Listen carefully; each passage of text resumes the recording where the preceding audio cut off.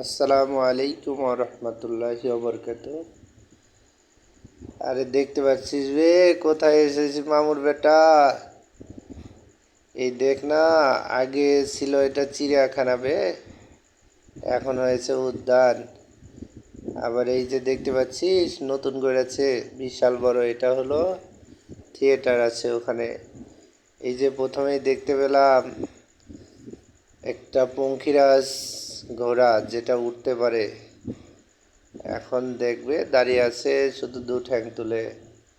এই দেখ, এখানে আবার কি আছে রে? এখানে আমরা বাপ বেটা মিলে 1 2 3 গুনাগুনি করছি বে। এটা হইল গিয়া ছক্কার গুটি। রাজশাহী চিড়িয়াখানার মধ্যে ছক্কা খেলা হয়। আগে তো বহুত গাছপালা ছিল, এখন তো গাছপালা নেই, সব কেটে কুটে ছোট ছোট ডালপালা লাগিয়ে রেখেছে। তো যাই হোক, বিকেলবেলা পরিবেশটা খুবই ভালো ছিল। চারদিকে শুধু ফাঁকা সবুজ ঘাস। এইটা আবার কি করেছে, এ তো নিউ ইয়র্কের বাড়িঘর বানিয়ে কফি বিক্রি করছে। আর এই পিছনে দেখতে পাচ্ছেন, এটা হলো কিছু পাখি মাকে আটকে রেখেছে। আর এই যে স্পেশাল দেখতে পাচ্ছেন, এটা হচ্ছে নাগরদোলা। সবচেয়ে আকর্ষণীয় এই জায়গাটা, যেখানে উঠে অনেকের কাপড় চোপড় নষ্ট হয়ে যায়, সেই জায়গা এটা। তো এই জায়গাটা খুবই ভালো, এখানে উঠলে অনেকেরই মাথা টাথা নাকি ঘুরতে থাকে। নাগরদোলা নাগরদোলা মনে হয় না, তখন ঘোরার জায়গা মনে হয়। এখানে আবার কি করছে এগুলা? এ পানি বেরোচ্ছে কোথা দিয়ে গো?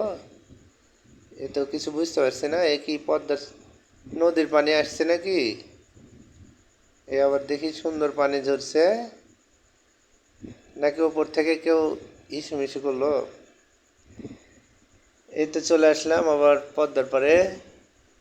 তো সূর্যটা লাল হয়ে গেছে, ডুবে যাবে হয়তোবা।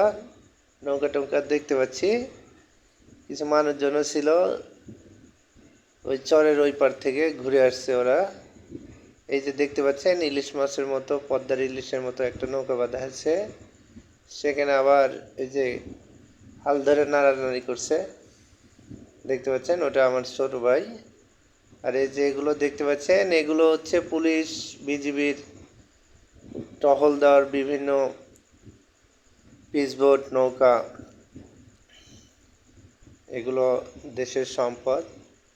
সব মিলে পদ্মার পার মোটামুটি ভালোই লেগেছে। কি বলছেন মামুর বেটেরা?